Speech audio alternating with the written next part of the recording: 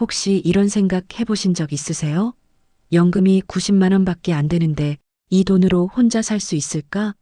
자식한테 손 벌리지 않고 품위 있게, 건강하게, 그리고 정말로 행복하게 살 수 있을까? 많은 분들이 그건 불가능해. 그 돈으론 못 버텨. 이렇게 말씀하세요. 그런데 오늘 제가 보여드릴 분들은 달라요. 70이 넘었는데도 매일 아침 눈 뜨면서 오늘도 참 좋다. 이렇게 웃는 분들이에요. 특별한 재산도 없어요. 자식이 돈을 대주는 것도 아니에요. 오직 90만 원, 딱 그 돈으로 한 달을 꽉 채워서 살아가는 분들인데 그분들이 입을 모아 하는 말이 있어요. 나 요즘이 제일 행복해. 오늘 그 비밀을 전부 다 풀어드릴게요. 끝까지 보시면 오늘 당장 실천할 수 있는 것들이 생기고요. 영상 후반부에는 많은 어르신들이 받을 수 있는데 몰라서 못 받는 국가 혜택 정보도 빠짐없이 담아뒀으니까 절대로 중간에 끄시면 안 됩니다. 자, 지금 바로 시작할게요. 그런데 본론 들어가기 전에 딱 한 가지만요. 이런 이야기 주변에서 쉽게 들을 수 없잖아요. 진짜 살아있는 이야기, 숫자로 증명된 이야기를 계속 전해드리고 싶어서 이 채널을 운영하고 있어요. 이 채널이 여러분께 작은 위로나 도움이 됐다면 구독 버튼 한 번만 눌러주세요. 알림 설정까지 해두시면 새 영상 올라올 때 제일 먼저 만나보실 수 있어요. 진심으로 감사드립니다. 자, 이제 진짜 이야기 시작할게요. 오늘 이야기의 주인공을 소개할게요. 경기도 수원에 사시는 박순례 할머니예요. 올해 73이고요. 혼자 사신 지 벌써 6년이 됐어요. 남편분이 6년 전에 갑자기 뇌졸중으로 돌아가셨거든요. 자녀는 아들 하나, 딸 하나인데 둘 다 서울이랑 대구에 따로 살고 있어요. 할머니 수입은요, 국민연금 42만 원에 기초연금 33만 원, 거기다 소소하게 받는 노인 일자리 수당이 15만 원이에요. 다 합치면 딱 90만 원이에요. 이게 한 달 살림의 전부예요. 제가 처음에 이 할머니께 인터뷰 요청을 드렸을 때 할머니가 뭐라고 하셨는지 아세요? 에이, 우리 같은 사람 이야기 해봐야 뭐가 있다고요. 우리는 그냥 평범하게 사는 거예요. 이러시는 거예요. 근데 제가 하루를 같이 따라다니면서 보니까 절대 평범한 게 아니었어요. 이분 사시는 방식이 어마어마하게 지혜로웠어요. 그래서 오늘 그 이야기를 제대로 해드리려고요. 할머니 하루는 새벽 5시 반에 시작돼요. 알람도 안 쓰세요. 몸이 알아서 깨진다고 하시더라고요. 일어나자마자 제일 먼저 하는 게 뭔지 아세요? 물 한 잔 천천히 마시고 베란다 나가서 화분들한테 인사하는 거예요. 상추, 깻잎, 고추, 방울토마토. 이게 다 할머니 텃밭이에요. 아파트 베란다에 화분이 12개가 빽빽하게 있어요. 이게 그냥 취미가 아니에요. 엄연히 식비를 아끼는 방법이에요. 여름엔 상추랑 깻잎을 사 먹은 적이 거의 없대요. 베란다에서 따다 먹으면 되니까요. 할머니 한 달 식비가 얼마인지 아세요? 제가 직접 여쭤봤어요. 22만 원에서 25만 원 사이래요. 혼자 사시는데 22만 원이면 하루에 7천 원 조금 넘는 돈이잖아요. 이게 가능한 이유가 있어요. 할머니가 식비 관리하는 방식이 완전히 달라요. 대형마트는 거의 안 가세요. 동네 재래시장을 이용하시는데 그냥 가시는 게 아니라 요일을 따져서 가세요. 목요일이랑 금요일 오후 5시 이후에 가면 상인들이 당일 못 판 채소랑 생선을 반값 이하로 파는 경우가 많거든요. 할머니가 그걸 딱 노리시는 거예요. 눈치 없이 싸게 사는 게 아니라 내가 장사하시는 분들도 도와드리는 거야. 안 팔고 버리는 것보다 낫잖아요. 이렇게 말씀하시더라고요. 이 말에서 이미 할머니의 마인드가 느껴지지 않나요? 밥은 혼자 드시는데 절대 혼자 먹는 게 외롭다는 생각을 안 하세요. 할머니 말씀이 밥 한 끼 천천히 맛있게 먹는 게 세상에서 제일 큰 행복이야.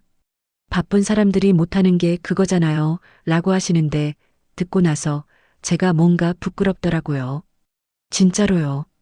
할머니 점심 메뉴는 보통 이래요. 된장찌개 아니면 맑은 국 하나, 나물 반찬 두세 가지, 그리고 밥. 근데 그 나물이 어디서 나오냐면요. 할머니가 제철에 나물을 사다가 대량으로 데쳐서 냉동실에 얼려놓거든요. 취나물, 시래기, 고사리 이런 거요. 냉동실에 나물 재고가 항상 있어요.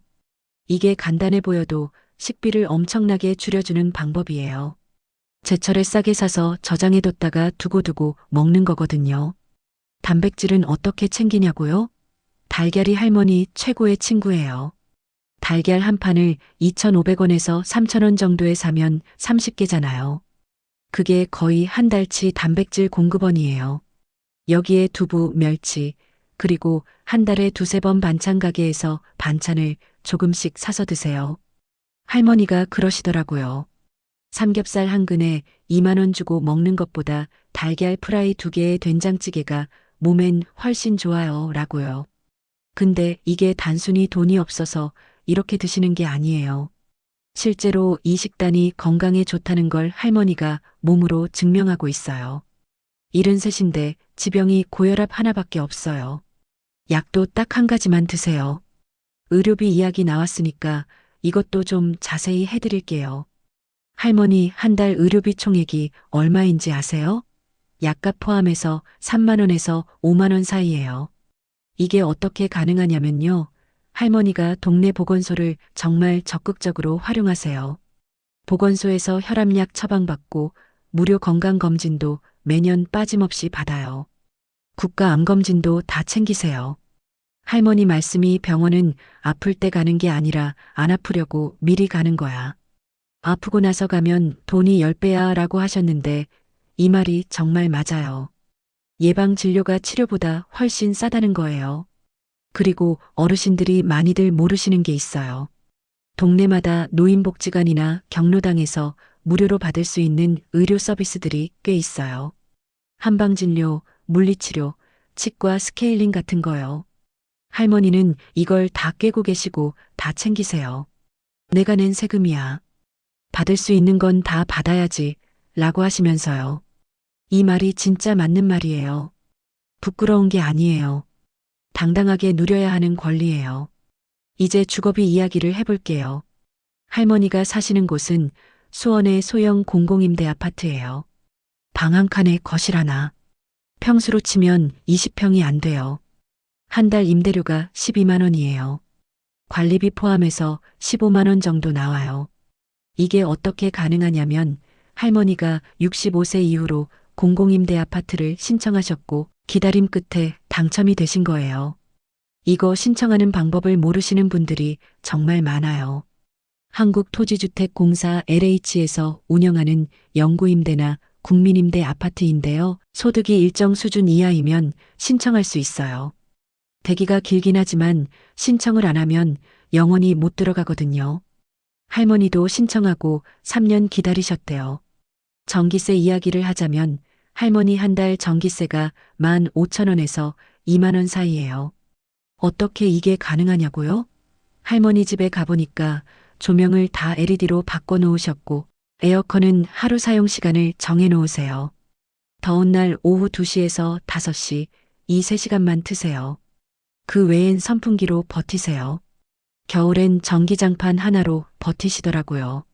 거실이랑 방 전체를 난방하는 게 아니라 전기장판 깔아놓고 그 주변에서 생활하세요. 처음엔 이게 불편하지 않냐고 여쭤봤더니 뭐가 불편해요? 아늑하고 좋은데 이러시더라고요. 통신비는요, 알뜰폰 쓰세요. 한 달에 10,000원짜리 요금제예요. 데이터 1GB에 통화 무제한이에요. 집에서는 와이파이로 유튜브 보시니까 데이터 1GB로 충분한 거예요. 혹시 아직 알뜰폰으로 안 바꾸신 어르신들 계시면 이건 진짜로 바꾸시는 게 좋아요. 똑같은 통화, 똑같은 문자인데 한 달에 4만 원짜리 요금제 쓰는 거랑 10,000원짜리 쓰는 거랑 차이가 한 달에 3만 원이에요. 1년이면 36만 원이에요. 이 돈이면 할머니 식비 한 달 반치예요. 이제 할머니 수입 이야기를 좀 더 해볼게요. 노인 일자리 수당 15만 원이 있다고 했잖아요. 뭘 하시냐면요. 동네 초등학교 앞에서 아침마다 1시간 반 동안 교통지도를 하세요. 일주일에 5번이요. 한 달에 약 22시간 정도 일하시는 건데 이게 그냥 돈 때문만이 아니에요. 할머니가 이 시간을 엄청 소중하게 여기세요. 아이들이랑 눈 마주치고 안녕하세요. 인사받으면 하루가 달라져요. 내가 아직 쓸모 있다는 느낌이 드거든요. 이렇게 말씀하시더라고요. 이 말이 마음에 와서 박히더라고요. 돈보다 그게 더 중요한 거잖아요. 하루에 목적이 생기는 거잖아요. 이제 할머니 한 달 지출을 정리해 볼게요. 할머니가 직접 보여주신 이달 가계부예요. 임대료 및 관리비가 15만 원. 전기, 가스, 수도 합쳐서 3만 5천 원. 통신비 만 원. 식비 23만 원. 의료비 및 약값 3만 5천 원. 교통비 2만 원. 복지관 소액회비 및 경로당 관련 2만 원. 기타 생필품 2만 원. 이걸 다 합치면 얼마냐고요? 70만 원이에요. 90만 원에서 70만 원을 쓰면 매달 20만 원이 남아요. 이걸 할머니는 어떻게 하시냐고요? 적금에 넣으세요. 매달 20만 원씩이요. 이 돈이 아프면 쓸 비상금이야 라고 하시더라고요. 1년이면 240만 원이에요. 이게 생각보다 큰 안전장치가 된대요. 근데 할머니 같은 분들이 공통적으로 하는 이야기가 있어요.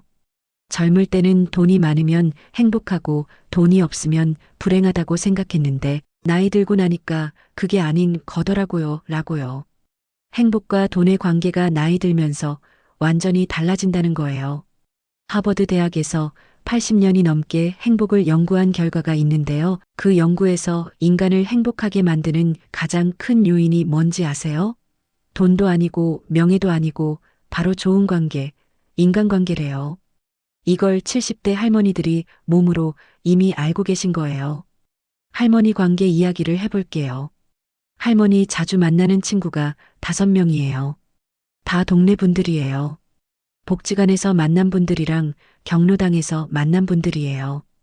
일주일에 3번은 꼭 만나세요.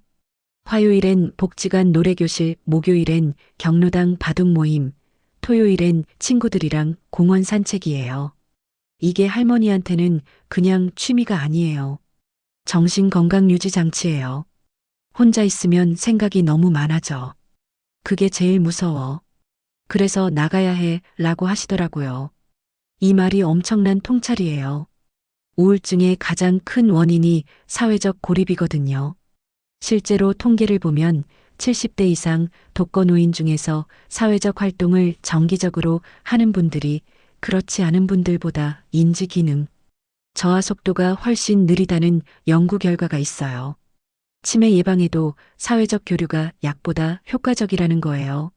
할머니가 그걸 이론으로 알고 하시는 건 아니지만 결과적으로 똑같은 걸 하고 계신 거예요. 몸이 알고 있는 거죠. 복지관 노래교실 이야기를 좀 더 해볼게요. 할머니가 노래교실을 2년이 넘게 다니고 계신데요. 처음엔 그냥 시간 때우려고 갔대요. 근데 이제는 그게 없으면 못 산다고 하세요. 노래를 부르면서 뭔가가 풀리는 게 있대요. 스트레스가 날아간다고요.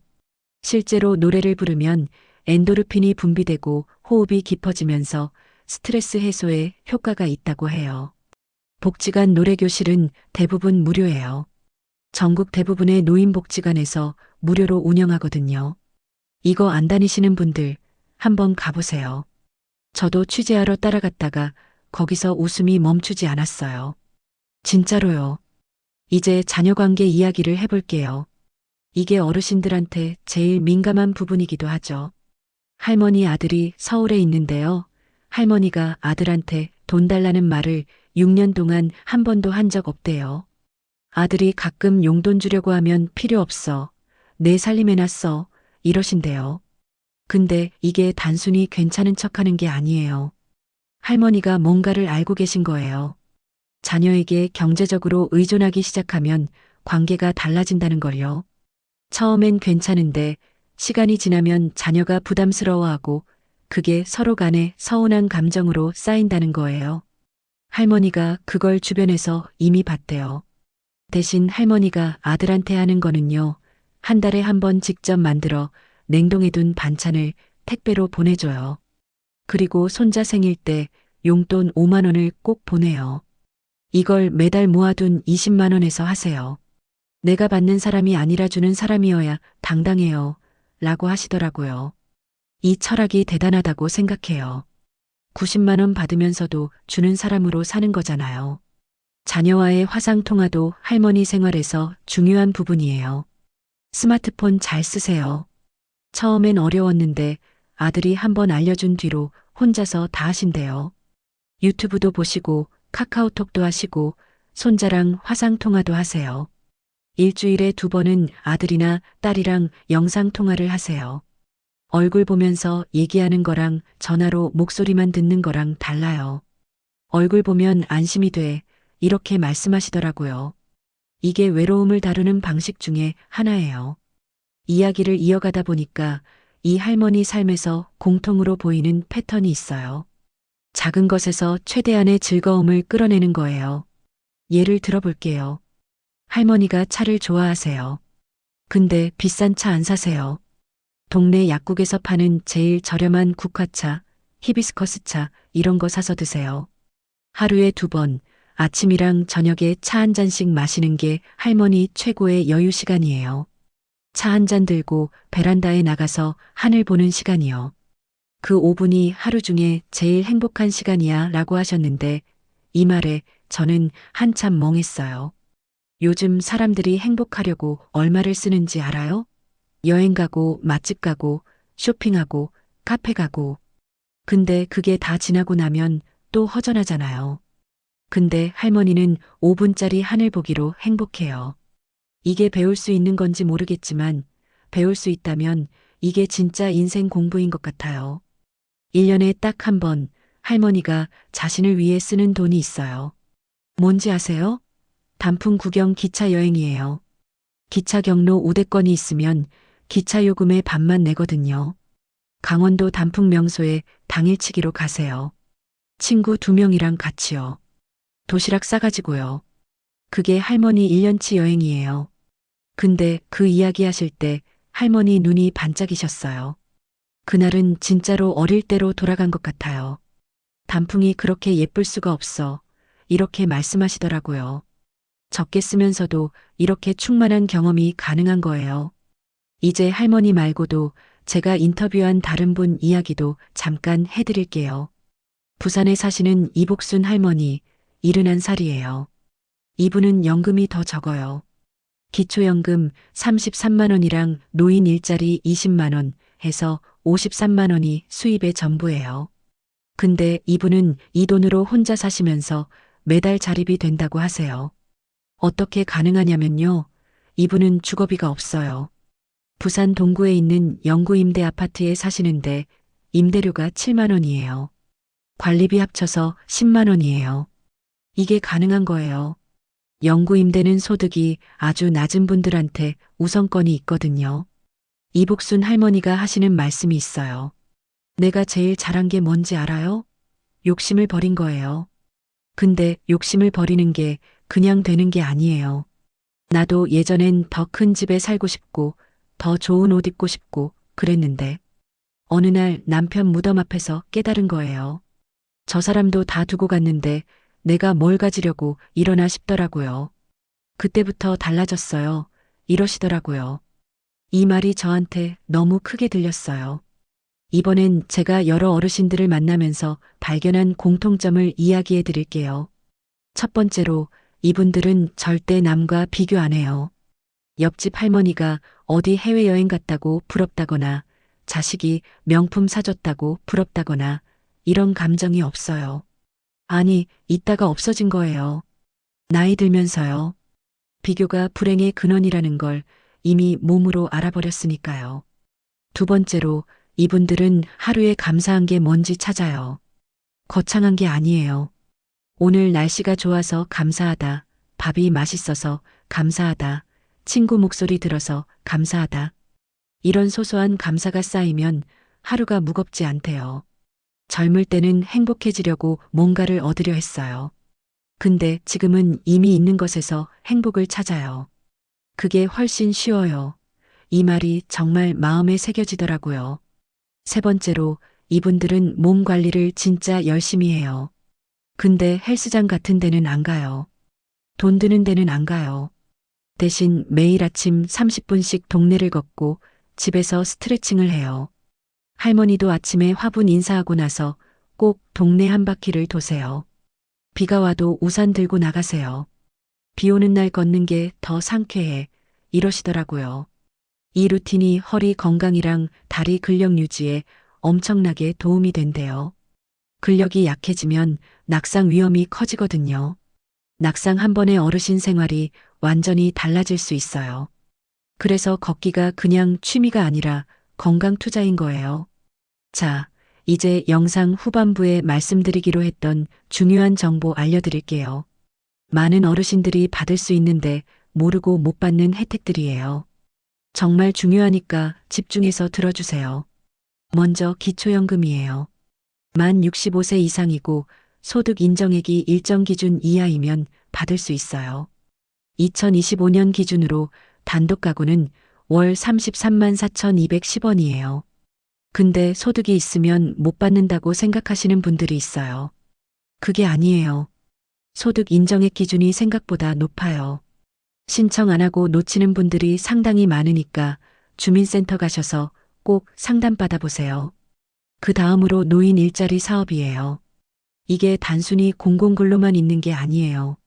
사회서비스형, 시장형, 취업 알선형 이렇게 종류가 다양해요. 각자 건강 상태나 능력에 맞는 일을 찾을 수 있어요. 주민센터나 노인복지관에서 신청할 수 있고 경쟁률이 있어서 빨리 신청하는 게 유리해요. 이게 돈보다 더 중요한 게 하루의 목적과 사회적 연결을 만들어준다는 거예요. 의료비 지원도 있어요. 건강보험 본인 부담금 상한제라는 게 있어요. 1년 동안 병원비 본인 부담금이 일정 금액을 넘으면 넘은 금액을 돌려받는 제도예요. 이걸 모르고 그냥 넘어가는 분들이 많아요. 본인한테 해당하는지 건강보험공단에 전화해서 꼭 확인해 보세요. 주거 지원도 있어요. 앞서 말씀드린 공공임대 아파트 외에도 주거급여라는 게 있어요. 일정 소득 이하 가구에 실제로 임차료를 지원해주는 제도예요. 집이 낡고 보수가 필요한 경우엔 집수선 비용도 지원받을 수 있어요. 이것도 신청을 해야 받을 수 있어요. 모르면 못 받아요. 문화여가 지원도 빠뜨리면 안 돼요. 경로당이나 복지관에서 제공하는 프로그램들이 무료이거나 아주 저렴한 경우가 많아요. 컴퓨터 교실, 스마트폰 교실, 사진 교실, 원예, 노래 교실, 요가 등등이요. 그리고 경로 우대 할인이 있어요. 지하철은 무료잖아요. 고궁이나 박물관, 국립공원 입장도 대부분 무료거나 할인이에요. 이걸 다 활용하면 문화생활도 충분히 할 수 있어요. 이 혜택들을 다 합치면 실질적인 생활 부담이 상당히 줄어들어요. 90만 원이라는 숫자가 처음엔 작아 보여도 이 혜택들을 제대로 알고 활용하면 실질적인 생활 수준은 훨씬 올라갈 수 있어요. 다시 박순례 할머니 이야기로 돌아올게요. 제가 마지막으로 이런 질문을 드렸어요. 할머니, 지금 삶에서 아쉬운 게 있으세요? 근데 할머니가 한참을 생각하시더니 이렇게 말씀하셨어요. 아쉬운 거. 글쎄, 지금 이 나이 돼서 이걸 깨달았다는 게 아쉽지. 좀 더 일찍 알았으면 젊을 때도 더 행복하게 살았을 텐데, 이러시더라고요. 뭘 깨달으셨냐고 여쭤봤더니 많이 가져도 행복하지 않고 적게 가져도 불행하지 않다는 거려. 그리고 지금 이 순간이 제일 소중하다는 거려. 이렇게 말씀하셨어요. 이 말 듣고 저 진짜 한참 멍했어요. 삶이 천국이 되는 건 통장 잔액이랑 관계가 없어요. 지금 이 순간에 충실한 사람이 천국에 사는 거예요. 그게 73 박순례 할머니가 가르쳐 주신 거예요.